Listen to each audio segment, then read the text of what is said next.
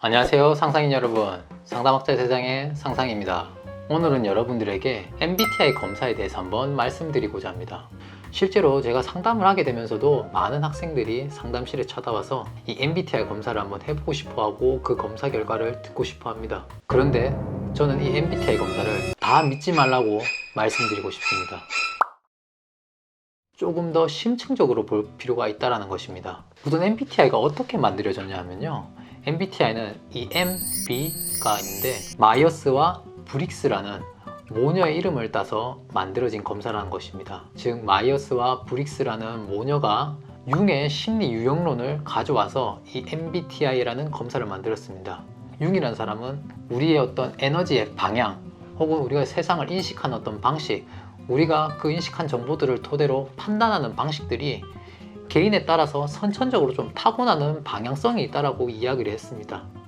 그렇기 때문에 이 MBTI 검사는 애시당초 그 타고난 방향성에 대해서 어떤 유형을 나누고자 하는 것이죠. 그렇기 때문에 MBTI 검사해 보신 분들은 알겠지만 검사 결과를 받으면 내가 어떠한 유형인지, 예를 들어서 나는 ISTJ인지 혹은 나는 ISFP인지 혹은 나는 ENFP인지 이와 같이 검사 결과가 딱 유형으로 나누어지게 됩니다. 여기에서 바로 제가 MBTI 유형 검사를 다 믿지 말라고 하는 점이 있습니다.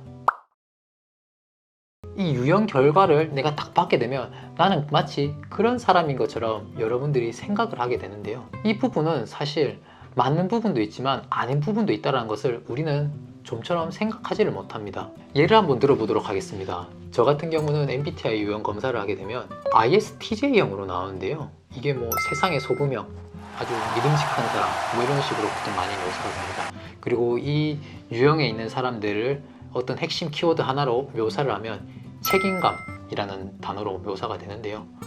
이 단어를 들었을 땐 저는 정말 저를 많이 설명하고 있다는 생각이 듭니다. 그 부분에 있어서는 이 MBTI 유형 검사가 참 나에게 맞는 검사라는 생각이 들기도 하죠. 하지만 이 유형 검사를 딱 받고 나서 이 유형 검사를 너무 믿게 되면 이 유형 검사에 반대되는 내 모습들을 살펴보지를 못하게 됩니다. 즉 그 유형에 내가 스스로를 맞춰버리고 갇혀버리게 되는 것이죠. 이것이 이 MBTI 유형 검사의 가장 큰 함정이 아닌가, 그리고 많은 사람들이 오해하는 부분이라고 생각이 듭니다. 누군가가 제게 어떤 일을 주었을 때 저는 책임감이 중요하다고 말씀을 드렸습니다. 그렇기 때문에 어떤 일을 하기 전에 그것을 내가 책임감 있게 완수할 수 있을지 심사숙고하게 되고, 맡게 되면 그것들을 꼼꼼하게 책임감 있게 완수하고 준비하려고 많은 노력들을 합니다. 하지만 제가 언제나 어느 순간에나 항상 평생에 걸쳐서 그렇진 않은 것이죠. 여러분들이 받아본 MBTI 검사에서 이러한 점을 얘기를 하던가요? 제가 많이 접했던 그냥 일반적으로 이렇게 시중에 돌아다니고 있는 MBTI 검사에 기반한 어떤 해석들은 이와 같은 점들을 이야기하지를 못하고 있습니다. 하지만 이 부분이야말로 제가 생각하기에는 가장 중요한 부분이라고 생각합니다.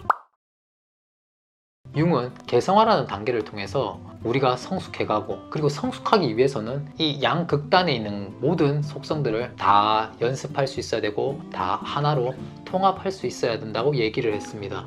이것은 달리 말하면 이 모든 속성을 우리는 애시당초 갖고 있었다는 점을 내포하고 있습니다. 즉 내 마음속에는 내향성의 어떤 속성도 갖고 있었지만 외향적인 어떤 속성도 갖고 있었다는 것이죠. 그렇기 때문에 그런 것들을 다 통합할 수 있게 되는 것이겠죠. 즉 기존의 MBTI 유형 검사들을 접하게 되고 그 유형의 어떤 검사들을 내가 받게 되면 그 유형에 벗어난 다른 지표들의 어떤 속성들은 나는 마치 갖고 있지 않은 사람이라고 착각을 할 수 있습니다. 때문에 여러분들께서 오늘 이 영상을 보신다면 내 마음속에는 MBTI에서 말하는 그 대극을 이루고 있는 속성들을 내가 다 가지고 있다라고 생각을 해주시면 좋을 것 같습니다. 그렇다면 MBTI 검사를 통해서 나오는 어떤 유형들은 과연 무의미한 것일까요? 그렇지는 않습니다. 융이라는 학자는 이 개념들을 제시했을 때 우리가 타고나는 어떤 속성들은 있다라고 얘기를 했습니다. 근데 이 속성이라는 게 제가 지금 속성이라고 얘기를 했지만 엄연히 말하면 융은 선호도, 즉 어떠한 방향을 좀 더 쓰고 싶어 하는지, 그리고 어떠한 것을 좀 더 편애하는지, 그런 것들이 개인이 좀 타고나는 경향이 있다라고 얘기를 했습니다. 어떠한 능력이 뛰어나고 능력이 부족하고 능력이 있고 없고의 문제가 아니라 우리 마음속에는 이미 모든 속성들을 다 가지고 있는데 그 속성 중에서 대극을 이루고 있는, 예를 들어서 E 외향성, 그 다음에 I 내향성 중에서 나는 좀 더 내향성을 쓰고 싶어하는 마음, 혹은 나는 반대로 좀 더 외향성을 쓰고 싶어하는 마음, 이와 같은 방향성에 대한 선호도가 타고난다라고 얘기를 한 것이죠. 이 선호도라는 것은 이 손을 생각하시면 좀 더 개념이 이해가 되실 것 같습니다. 우리는 오른손, 왼손 다 가지고 있죠. 그런데 우리는 오른손잡이도 있고요, 왼손잡이도 있습니다. 그리고 오른손잡이라고 해서 왼손을 못 쓰는 것인가요? 아니죠. 오른손을 더 편히 쓰고 더 많이 익숙하게 쓴다는 것을 이야기하는 것입니다. 그렇다고 왼손을 못 쓰는 것이냐? 아니잖아요. 왼손도 연습하게 되면 개발될 수 있고 오른손만큼 더 잘 쓰게 될 수도 있습니다. 즉 융이 말했던 선호도라는 것은 어떤 사람은 오른손잡이고 어떤 사람은 왼손잡이다, 이와 같은 것들을 얘기를 하는 것이죠.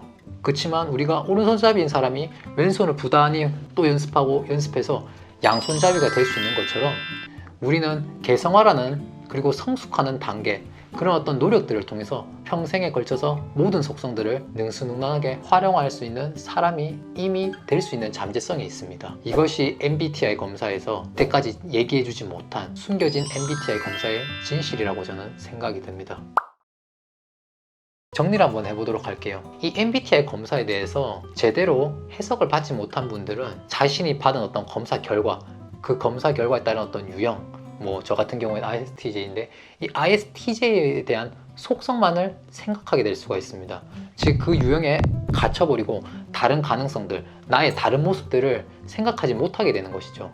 하지만 MBTI 검사의 기초가 되었던 융이 얘기했던 것은 우리는 모든 속성들, 모든 특성들을 이미 다 가지고 있다는 것, 그러한 것들을 연습을 통해서 지속적으로 개발해 나갈 수 있고 다 통합해 나갈 수 있다는 것, 그리고 그것이 가장 중요하다라고 강조했다는 점을 여러분들이 앞으로 알아주셨으면 좋겠습니다. 그럼 오늘도 제 영상이 유익하셨기를 바라겠고요. 앞으로도 제 영상이 궁금하시다면 구독, 좋아요, 알람 설정 부탁드리겠습니다. 감사합니다.